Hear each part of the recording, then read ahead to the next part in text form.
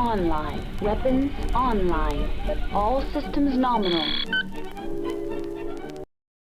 Hello and welcome to today's Battle Mech review. Today we're going to be looking at the Hermes II, which is the Free Worlds League Military Premier Scout, which is a little bit weird since it's a little bit heavier than what you would expect most scouts to be, but it's definitely not a terrible mech. I kind of enjoyed the Hermes II when it comes into the shop because it's so simple to repair, but there's a few weird things about it, and it falls into a category that I'm not always a huge fan of. It's also another 40-ton mechs. We've been doing quite a few of those recently. So let's have some fun and look into it. One question that comes to mind is, how many scouts do you really need? Well, the answer is all of them. Scouts are probably one of the most dangerous jobs you can have as a military commander. And as a pilot, when you're in a scout, you're going to start seeing some issues fairly quickly. There's a massive turnaround in that particular job, and even though sometimes, well, often enough, the pilots will survive if they're smart about it, the mechs themselves won't, so you will need quite a few of them being built. A lot of scouts rely on mobility to remain alive, and whatever a Mechwarrior wants to tell you about speed being life, a clean shot from a PPC will cut many careers short, either by hitting a leg or hitting just about any part of most scouts. They're not that well armored because of their size and their focus on mobility. Scouts are generally not well suited for pitched engagements, and often enough, if you bring a scout to a knife fight, things are going to end poorly. But things being what they are in the inner sphere, especially during the Succession War, scouts were used as frontline fighters more often than they should have been. Irian Battletech was already building the guillotine for the SLDF, but in 2632 they wanted to expand into a new market, and that market was obviously scout mechs. The Hermes was their first attempt at this, and it was a 30-ton heavy scout which could reach 151 kilometers per hour and was protected well enough using endosteel and ferrofibrous for its construction. It had a pair of medium lasers and a flamer, so it could fight its way out of other scouts, but it wasn't meant to engage anything bigger. The Hermes sold fairly well to the SLDF and to the Free Worlds League military, but nobody else really jumped on the occasion to get it. And it used, well, endosteel and ferrofibrous. Both of those are not super hard to source, but became extinct during the Succession Wars. A little bit confusing for ferrofibrous because it's actually a fairly simple concept. Endosteel is because you require mills in orbit in order to produce it. That's why it's endo, low gravity construction to allow you to make the metals that you need to make it. So the Hermes was fairly popular, but not massively popular. And when things went south, well, it kind of had to be downgraded, and bad things happened after that. Unlike many companies, Irian had actually seen this coming, and they had figured out that the peak Hermes that they were building was probably not going to stay in production for much longer. What happened was in 2798, as the whole Star League thing started falling apart and the Succession War started, Irian released their new Hermes, the HER-2S Hermes II. It was built as a scout hunter, and a light strike platform, and it became the staple mech of the Free Worlds League military in that weight range, and I would say as their standard scout outside of your average bugs. Everybody's got bugs, locusts, wasps, stingers. Everybody's got those, and they use them as scouts all the time. But most of the houses have their own dedicated scout or special unit that they use as scouts, like the Lyrans with the Commandos and the Valkyrie or Javelin for the Federated Sons, or, you know, the Dragon for the Draconis Combine. This is what the Free Worlds League military was running as their main scout, and it worked very well in that particular role.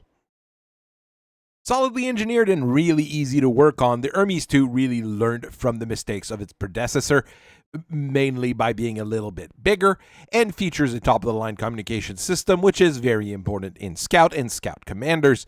It's always a pleasure to see an Hermes II walk into the shop, just because you know it's going to be easy to fix, and you're not going to need extra man hours on them. It is 40 tons, so it is heavier than most scouts, until you look at the Cicada, I guess. And it uses all the extra weight it can to pack 7.5 tons of armor, which is almost double what you'd get on the Locust, which is very, very good, because the Locust is one of those heavier armored scouts. Of course, it's slower than many scouts, especially nowadays. It goes 96 kilometers per hour. It uses an Hermes 240 engine. But if you compare it to other succession war machines, really the faster scouts you're going to have available would be the Spider and the Locust and the Ost Scout. All three of them are, well, the Locust is good. The Spider is special, and the Ost Scout is terrible. So this was generally seen as sufficient for the succession war, but a few people do decry the fact that it lacked jump jets. It's a bit of an issue, but not a critical one in the end. The original model of the Hermes II had a 5-class autocannon clumsily set up in the center torso and spread out on the side torsos to try to make it fit, and it never really could work. The ammo feed really wasn't up to par for that. The solution to the darn thing was really simple. They just took the AC-5 and stuck it in the right torso and called it a day with a 1-ton ammo bin on the opposite torso. You also get an Irian Weapon Works medium laser in the right arm, generally, and a liquid fuel flamer on the opposite arm, which is a little bit weird. It doesn't take any extra weight compared to a regular fusion-powered flamer, but the fusion-powered flamers, you'll never add to refill the little napalm bin that you have. So each have its advantages and it's inconvenient. I much prefer fusion-powered flamers to fuel-powered ones.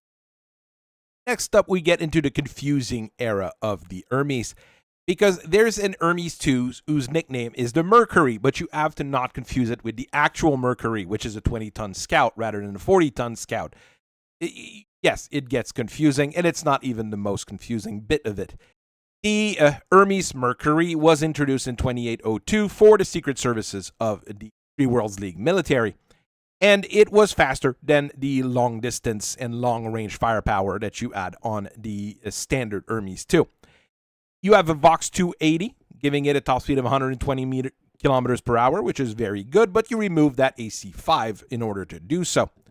To compensate, you do get an extra 2 medium lasers and 2 machine guns to take care of infantry and soft targets, which makes the Hermes II Mercury a very decent brawler, all in all. And it still follows the standard Hermes aesthetic, so it's still pretty easy to repair. Let's go with something a little bit more confusing here. As the Concord of Captain was signed between the House Liao, House Merrick, and House Kurita, the Hermes II production line was tweaked to produce a mech called the Hermes III. It's not quite the Hermes III, but it's nicknamed the Hermes III. And it's got a production code HER-4K.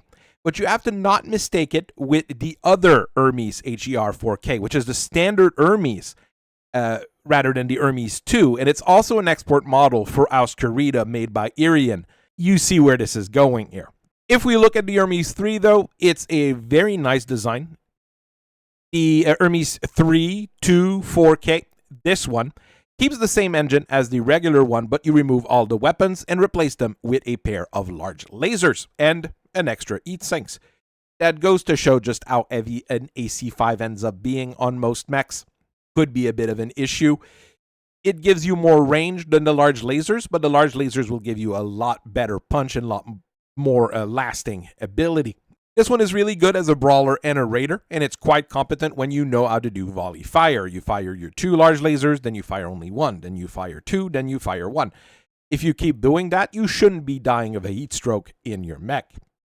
The fact that it's not carrying any ammo is a good thing as well. Even if you do run hot, you're not going to blow up because of it. The first ones of the new models that didn't get to be super confusing is the HER-5S, which came out after the rediscovery of the Elm's memory core. It was one of the first mechs to be upgraded by House Merrick, and they went with something fairly straightforward as soon as they got access to an endosteel mill. The endosteel mill saves you 2 tons, as the chassis is much lighter with that new material, and they invest that in the weapon system. The autocannon is replaced with an ultra autocannon, which means your combat endurance is impacted, but you double your damage potential on that autocannon. And you swap the medium laser for a medium pulse laser, which is entirely terrible. Honestly, you should just keep a standard medium laser on there, add an extra bin of autocannon ammo, and call it a day. There's a few different things you could do as well with that extra ton if you wanted to, but it's still a fairly decent design, even though that medium pulse laser means you're sacrificing on range for your more efficient short-range weapons. Let's go back to the confusion times here with the Mercury II, which is the Hermes II Mercury II, or Mercury Elite. Let's just keep going at that there. This one is a purely Free Worlds League machine using a light Gauss rifle with 2 tons of ammo to become a mobile sniper. Honestly, I would have just liked the old Mercury Hermes II, whatever, to have been updated with a modern tech and double heat sinks. I think I would have liked that better for a Hermes upgrade. There is a rather odd Federated Suns version of the Hermes II, which was released during the Davion Civil War. This one has the autocannon taken out and replaced with a rotary AC-5 with a single ton of ammo, which basically means you've got like 30 seconds of sustained fire, but it's gonna hurt quite a bit. The medium laser is replaced with an ER medium laser rather than a medium pulse, which is, I think, a very nice replacement.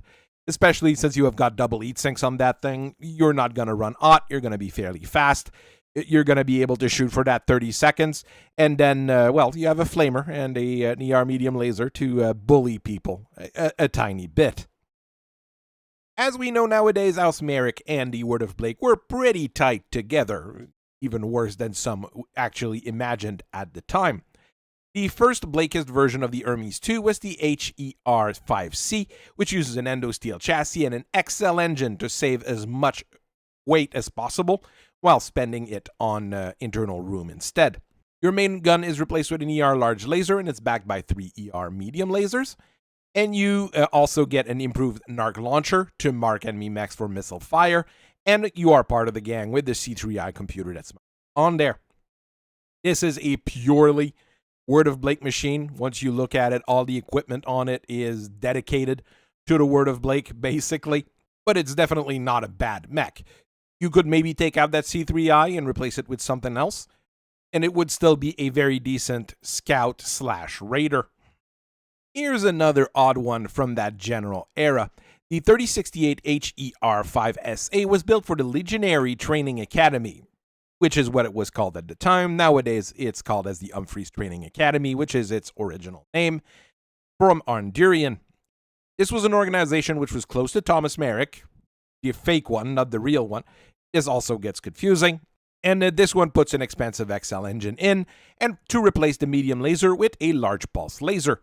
You don't win on range on this one, but you do win on punch quite a bit, and it's far more accurate. Is it an horrible trade? Not really, but it's much heavier. You also get an extra half ton of armor, which they add to the legs of the mech. Here's another one that some people call the field refit, but you would need an entire mech bay with advanced equipment in order to field refit this. So it's more of a full-on refit of the design with the HER-5SR. The gyro is replaced with an XL gyro, which saves you some weight for spending it on some room, and it installs a Guardian ECM in order to break up C3I networks during the jihad. Your main gun is replaced, so it's no longer an AC-5, it's now an heavy PPC, which means you will run really hot, but you will get a truckload of punch out of it. I do like this particular design, but the people who say that it's a field refit, I'm not quite sure where they would be able to find a facility to field refit a mech by replacing the gyro assembly. That is a whole lot of work, and I can speak for experience here. Here's an odd one here. The HER-7S was a design that was done by Baron Roderick Axel, and there were basically 3 copies of those built because, well, they cost about the same price as a dropship, once again.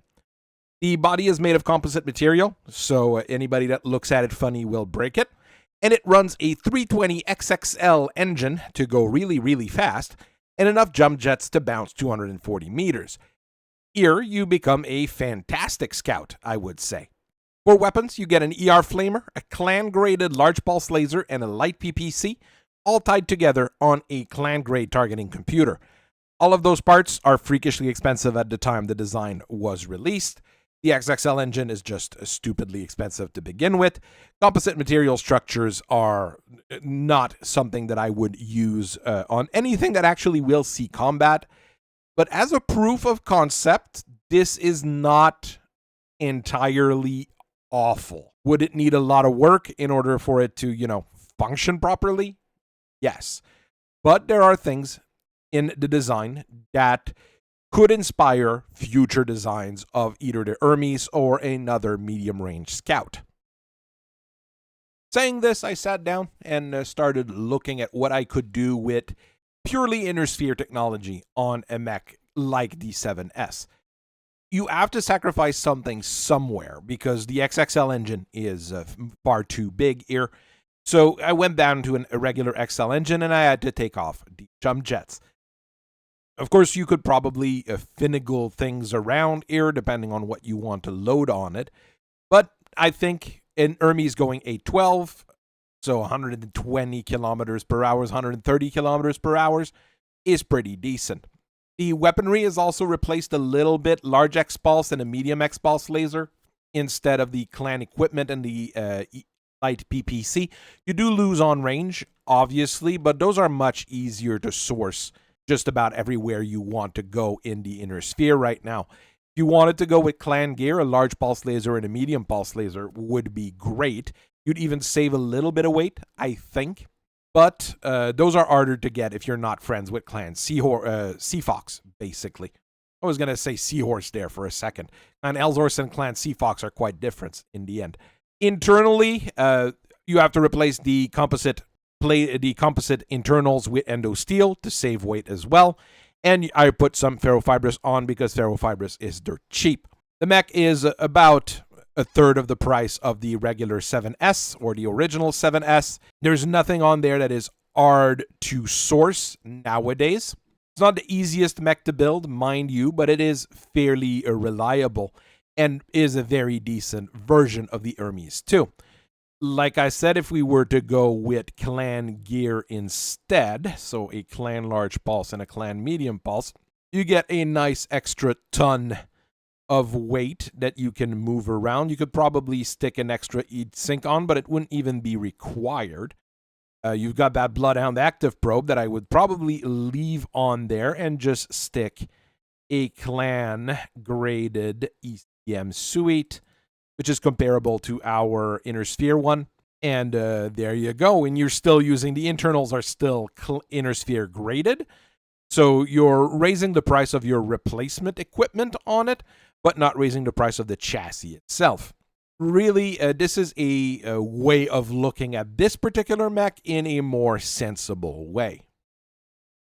Now let's move on to the fully modern Hermes II, which was released in 3120 as HER-7A. This one is actually quite fun as well. It uses a light 240 engine, a little bit safer than those XLs, mixed with an XL gyro, so you save quite a bit of weight, and you've got an endo steel chassis like the regular Hermes II. All that saved weight allows you to mount a clan-graded Ultra AC-10 with 3 tons of Case 2 protected ammo. Now, that's a gun and a half, and it's going to deal quite a bit of damage for quite some time. For backup, you still have that flamer, which is quite reasonable, and a medium X-Pulse laser giving you decent range and decent accuracy. This is probably the best Hermes you can get right now. Are there upgrades you could do to it? Probably. We already looked at an upgrade of the 7S before. If I was to mess with this one here, I'd probably have to go with a little bit more clan technology on them. Replace that X-Pulse with a regular clan pulse laser, things like that. But those would just be tweaks at this point. Are there other options available right now in the 40-ton range that are better scouts? Probably. But this one is going to become a very good scout hunter pursuit mech, and it's quite capable to work as a very decent raider as well. There's a few people out there that are confused by the fact that the Hermes II was the premier Free Worlds League military mech for the scouting range, but it never got the Omni-Mech treatment that things like the Orion got with the Perseus. I do think modernizing an Hermes II with optional parts, either Omni or handheld equipment, would be a good idea. Clan XL engine, light engines would save you space and not make it too fragile. There's a few different things floating around in my head here. It's not something that I would be able to build on my own, and getting a license from Irian to do it would probably be a nightmare. But still, I think that outside of this, the Hermes II is a perfectly functional machine at a price range will generally not break the bank and be easy enough to repair for even amateur, well, let's go with that, mech techs trying to build the thing back up. So it is a thing that I would recommend you get if you can get your hands on them. So I hope you guys have a very nice rest of your day. Thank you for listening to me for so long, and I will see you guys later. Bye-bye.